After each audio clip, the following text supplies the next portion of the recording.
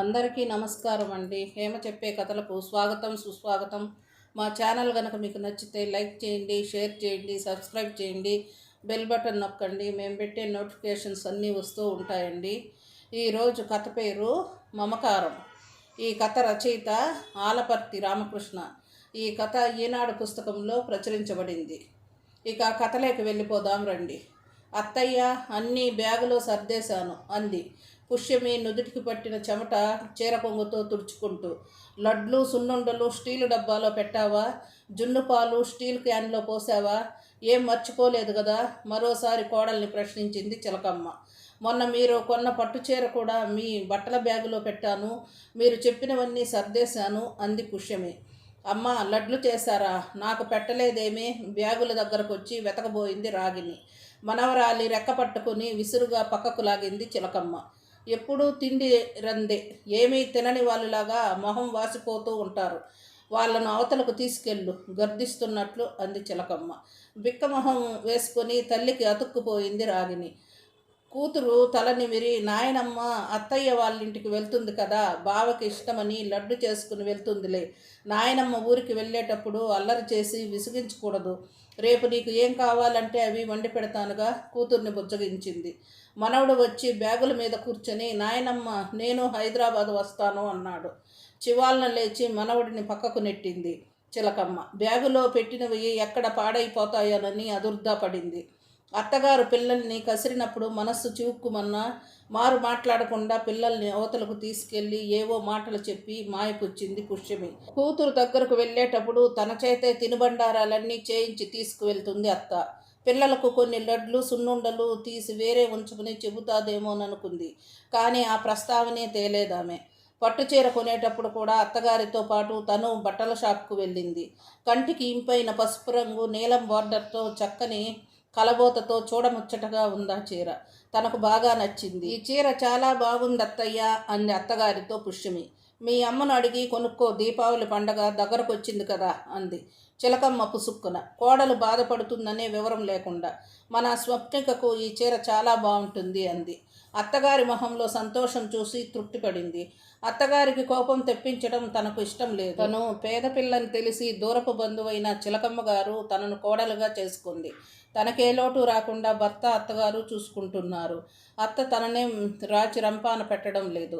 కాకపోతే ఆమెకు కూతురంటే పంచప్రాణాలు. కొడుకు పిల్లలంటే కూతురు పిల్లల మీద మమకారం పాళ్ళు ఎక్కువ. బ్యాగులు, బుట్టలు అన్నీ కలిపి మొత్తం 10 శాల్తీలు అయ్యాయి. ఇంత లగేజీ ఎందుకే? బస్టాండ్ దగ్గర విసుక్కున్నాడు చిలకమ్మ కొడుకు. ఆడపిల్లకు పెళ్లి చేసి అత్తవారింటికి పంపాక చేతులు దులుపుకుని కూర్చోకూడదురా అబ్బాయి. పెట్టిపోతల్లో ఏ లోటు రాకుండా చూసుకోవాలి అంది చిలకమ్మ. అక్కకు పెళ్ళయి 10 ఏళ్ళయింది, ఇంకా పెట్టిపోతలేమిటే? నీకేం తెలుసు? రేపు నీ కూతురు రాగిని పెళ్ళయ్యాక నువ్వు పంపాల్సి ఉంటుంది. ఆడపిల్ల మనసు కష్టపెట్టకుండా చూసుకోవాలి. హైదరాబాద్ బస్సు వచ్చింది. చిలకమ్మ లగేజీ చూసి కండక్టర్ విసుక్కున్నాడు. బస్సులో చిలకమ్మ కూర్చున్న సీటు కుదురుగా లేదు. ఓ పక్కకు ఉరిగినట్లుగా అనిపించింది. నిద్ర పట్టలేదు ఆమెకు. కూతురు గుర్తుకు వచ్చింది. పెళ్ళయ్యాక 7 సంవత్సరాలకు కానీ తను గర్భవతి కాలేదు. పిల్లల కోసం భర్త కలవరించేవాడు. ముద్దులు మూటగట్టే ఆడపిల్ల తొలిసారి కాన్పులో పుట్టేసరికి ఆయన ఎంతో ఉప్పొంగిపోయాడు. ఆ తర్వాత మగబిడ్డ. మీసం తిప్పి రొమ్ము విరుచుకు తిరిగేవాడాయన. ఆ ఆనందం ఆవిరి కావటానికి ఎక్కువ కాలం పట్టలేదు. రైలు ఎక్కబోతూ కాలు జారి రైలు పెట్టుకు ప్లాట్ఫారానికి మధ్య ఇరుక్కుపోయాడు. రైలు కదిలి నుజ్జునుజ్జయ్యాడు. 10 ఎకరాల మాగాని ఉండటంతో పెద్దగా ఆర్థిక ఇబ్బందులు ఎదురవలేదు. పొలం కౌలుకు ఇవ్వకుండా తనే వ్యవసాయం పనులు చేయించేది. పశువుల సావిడిలో ఎప్పుడూ పాడిగేదెలుండేవి. పాలు అమ్మి 4 డబ్బులు వెనకేసుకుంది. ఆర్భాటాలకు పోకుండా అవసరమైనప్పుడే ఖర్చు పెడుతూ పిల్లల్ని పెద్దవాళ్ళని చేసింది. పిల్లలిద్దరూ ఎప్పుడూ తన మాట జవదాటి ఎరగరు. తను ఏది చెబితే అదే వేదవాక్కు వాళ్లకు. స్వప్నిక పట్టు పరికిని ఓని వేసుకుని వెండి పట్టాలు అడుగులతో ఇంట్లో తిరుగుతూ ఉంటే ఎంతో మురిసిపోయేది. కొడుకు బాగా చదువుకుని అమెరికాలో, బెంగళూరులో వెళ్ళిపోతే కూతుర్ని ఇంట్లోనే ఉంచుకోవచ్చు అనుకుంది. ఊళ్ళో సంబంధం కోసం ప్రయత్నించి తను అనుకున్నవి ఏవీ జరగలేదు. కొడుక్కి చదువు అబ్బకపోవటంతో వ్యవసాయంలోకి దింపక తప్పలేదు. పొరుగురి అమ్మాయిని ఇష్టపడి పెళ్లి చేసుకున్నాడతను. పొలం పనులు చేయటంలో దిట్ట అయ్యాడు. కూతురికి చదువు అబ్బి హైదరాబాదులో ఉద్యోగం చేస్తోంది. పుష్యమి తల్లిదండ్రులకు పొలం పుట్ర ఏమీ లేదు. 2 ఎకరాల కౌలుకు చేస్తూ 2 పాడి గేదెలు పెట్టుకుని సంసారం నెట్టుకొస్తున్నాడు ఆమె తండ్రి. కూతురు పెళ్లి ఖర్చులు కూడా భరించలేని స్థితిలో ఉంటే చిలకమ్మే పెళ్లి ఖర్చులు పెట్టుకుంది. కోడలు చూడముచ్చటగా పొందికగా ఉండటం, ఇంటి పనులంతా చేసుకుపోవటం, ఇరుగు పొరుగుతో సఖ్యంగా మెలగటం చిలకమ్మకే కాదు బంధువులందరికీ నచ్చింది. చిదిమి దీపం పెట్టుకోవచ్చు అనే వాళ్ళందరూ కూతుర్ని అల్లుణ్ణి పండగలకు పిలిచి కొత్త బట్టలు పెట్టి 4 రకాల పిండి వంటలు చేసే స్తోమత తల్లిదండ్రులకు లేదని పుష్యమికి తెలుసు. కూతురికి ఏ లోటు రాకుండా చూసుకుంటున్నావు అనుకో, ఉన్న కోడల పిల్ల దొరికింది, నీకేం చిలకమ్మ అదృష్టవంతురాలివి అని ఊర్లో అమ్మలక్కలు అంటూ ఉంటే పొంగిపోయేది. మీరు వచ్చినప్పుడల్లా ఓ బిందెడు సామాను మోసుకొస్తారు, ఎందుకండి ప్రతిసారి ఇవన్నీ అనేవాడు అల్లుడు శ్రీపతి.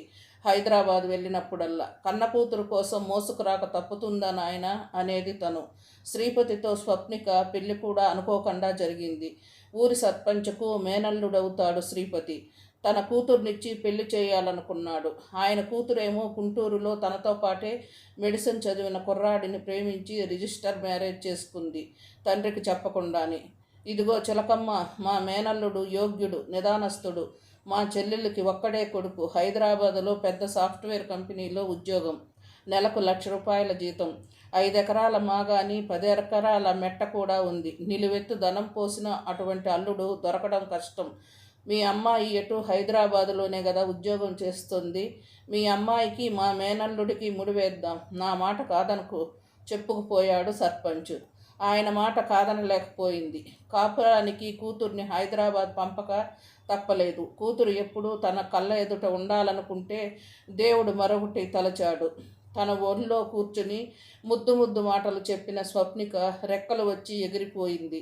ఇంగ్లీష్లో దాటీగా మాట్లాడుతుంది. ఒక్క మాట అర్థమై చావదు. తన పక్కన కూర్చుని తీరిగ్గా 4 మాటలు మాట్లాడే సమయం ఉండదు. పగలంతా ఆఫీసు, రాత్రిపూట మొగుడు పిల్లలతో ఏవేవో కబుర్లు చెబుతూ ఉంటుంది. అంత దూరం నుంచి కన్నతల్లి వచ్చింది కదా, ఎక్కువ సమయం తల్లి దగ్గర గడుపుదామనే ధ్యాస ఉండదు. తనకేమో ప్రతిక్షణం కూతురి ధ్యాసే. కూతురికి సంబంధించిన ముచ్చట్లే తనను చుట్టుముడుతూ ఉంటాయి. అది పసిబిడ్డగా ఉన్నప్పుడు ఉంగా ఉంగా అంటుంటే భర్తకు చెప్పుకొని ఎంత మురిసిపోయిందో. ప్రపంచంలో ఏ పసిపిల్ల తన కూతురు అన్నట్లు అనదనుకుంది. ఆ పిల్ల ముద్దు మాటలు మురిపాలతో మనసు నిండు పాలకుండే అయ్యేది. స్వప్నిక బడికి వెళ్ళేటప్పుడు అంతసేపు బడిలో ఏం చెబుతారు, తొందరగా పిల్లల్ని ఇంటికి పంపించేస్తే బావుణ్ణు అనుకునేది. ఆ కాస్త ఎడబాటు కూడా తట్టుకోలేకపోయేది.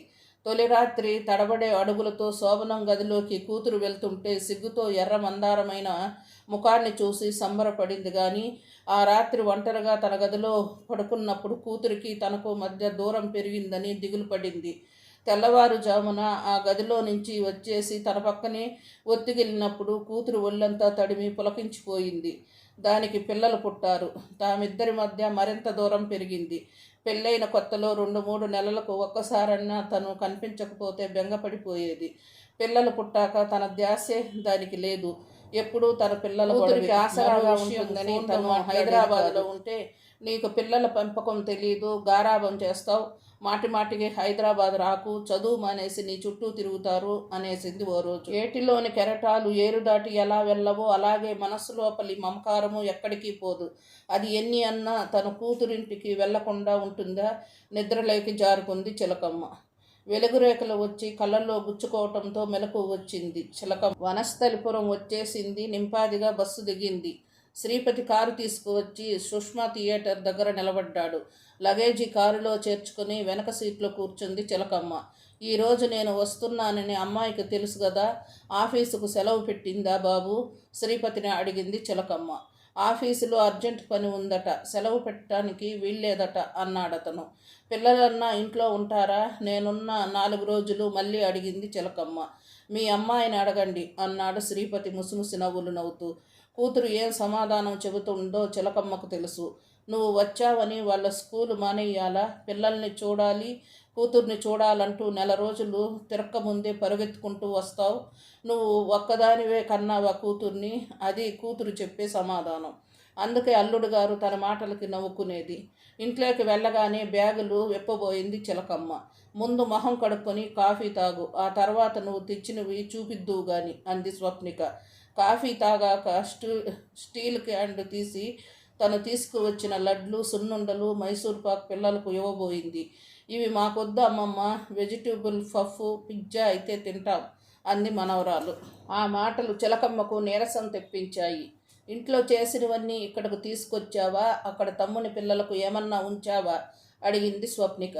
ఇంట్లో వండినవన్నీ పట్టుకొచ్చేసింది మనవరాలు. నోరు తెరిచి అడిగినా విదిలించి పారేసింది. వాళ్ళకు పెట్టకుండా ఇక్కడకు తీసుకువస్తే వీళ్ళు అవి ఇష్టం లేదంటున్నారు.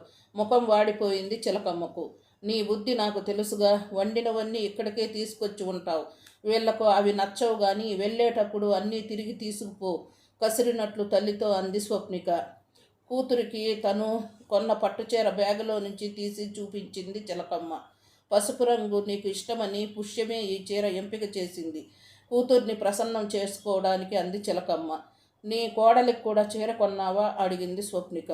న్యూస్ పేపర్ మొహానికి అట్టు పెట్టుకొని తల్లి కూతుళ్ళ సంభాషణ ఆసక్తిగా వింటున్నాడు శ్రీపతి. దానికి మనం కొనడం ఏమిటి, వాళ్ళ అమ్మా నాన్నలు కొంటారులే. వాళ్ళ ఆర్థిక పరిస్థితులు నీకు తెలుసు కదమ్మా, ఏమీ కొనివ్వలేని స్థితి వాళ్ళది.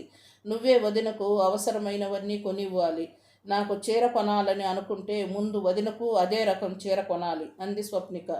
కూతురి మాటలు విని చెప్పబడిపోయింది చిలకమ్మ. చీర మడతలు విప్పి చూపిస్తున్నప్పుడు కలిగిన ఉత్సాహం నీరు కారిపోయింది. ఆ రోజు రాత్రి తల్లి పక్కన పడుకొని ఆమె చేతిని తన చేతిలోకి తీసుకుని నెమ్మదిగా చెప్పడం మొదలుపెట్టింది స్వప్నిక. అమ్మ, నా మీద ప్రేమతో కొత్త బట్టలు, పిండి వంటలు ఇక్కడకు తీసుకువస్తున్నావు, బాగానే ఉంది. ఇంటి ఆడపడుచుకు పెట్టిపోతల్లో ఏ లోటు జరగకూడదని వదిన కూడా అనుకోవచ్చు. నువ్వు చేసే ప్రతి పనిని ఎదురు చూడకుండా సమర్థించవచ్చు. కానీ ఆమె మనసులో గూడు కట్టుకునే అసంతృప్తిని నువ్వు ఎప్పుడన్నా గమనించావా? మంచి చీర పెట్టలేని తల్లిదండ్రుల నిస్సహాయ స్థితి గుర్తుకు వచ్చి పుష్యమి వదిన ఎంత బాధపడుతుందో నీకు తెలుసా? అందుకే నీకు చెప్పేది, బండెడు సామాను వేసుకుని ఇక్కడకు రాకు. ఇక్కడ మాకేం లోటు లేదు. నువ్వు ఎప్పుడు రావాలంటే అప్పుడు రా. నన్ను పిల్లల్ని చూసి వెళ్ళు. కానీ నీతో పాటు అరటి గెలలు, పట్టుచీరలు, జున్నుపాలు పట్టుకురాకు. కూతురు చెప్పేది మౌనంగా వింటూ ఉండిపోయింది చిలకమ్మ. పుష్యమి చాలా ఓర్పు, సహనం గల అమ్మాయి. తేనెలూరే తీయటి మనస్సామిది. అందరి శ్రేయస్సు కోరుతుంది. నీ మాటకు ఎప్పుడన్నా ఎదురు చెప్పిందా? ఆ అమ్మాయి వజ్రం, ఎప్పుడూ తుప్పు పట్టదు. అలాంటి అమ్మాయిని సంతోష పెట్టాల్సిన బాధ్యత మన మీద ఉంది. కన్నవారి పేదరికం తలుచుకుని బాధపడుతుంది. కానీ ఆమె బాధను గమనించి ఎదుటి వాళ్ళు జాలిపడితే భరించలేదు. ఆ విషయం మనం గమనించి ప్రవర్తించాలి. ఆమె పరాయి మనిషి కాదని, మన సంపద, సౌభాగ్యం ఆమె చల్లని మనసులోంచి వచ్చినవనే భావన కలిగించాలి. కన్న కూతురు కంటే నా కోడలే నాకు ఎక్కువ అనుకునే మనస్థితికి నువ్వు రావాలి. తను మన ఇంటికి వచ్చాకే మనకు అన్నీ కలిసి వచ్చాయి అంది స్వప్నిక. తల్లికి మరో విషయం కూడా స్పష్టంగా చెప్పేసింది. రేపు నువ్వు మంచాన పడితే సేవలు చేయాల్సింది నీ కోడలే. మేము ఎక్కడో దూరంగా ఉంటాం. మా ఉద్యోగాల్ని పిల్లల్ని వదిలి నీ దగ్గరకు వచ్చి నీకు సేవలు చేయలేం. అందుకని నువ్వు నీ కోడలిని కూతురు కంటే ఎక్కువగా చూసుకోవాలి. కూతురు చెప్పిన విషయాలన్నీ చిలకమ్మ మెదడు పొరల్లో దూరిపోయాయి. ఊళ్ళో బస్సు ఎక్కేటప్పుడు వస్తానన్రా అబ్బాయి అని కొడుకుతో అంది కానీ కోడలతో ఒక్క మాట కూడా మాట్లాడలేదు.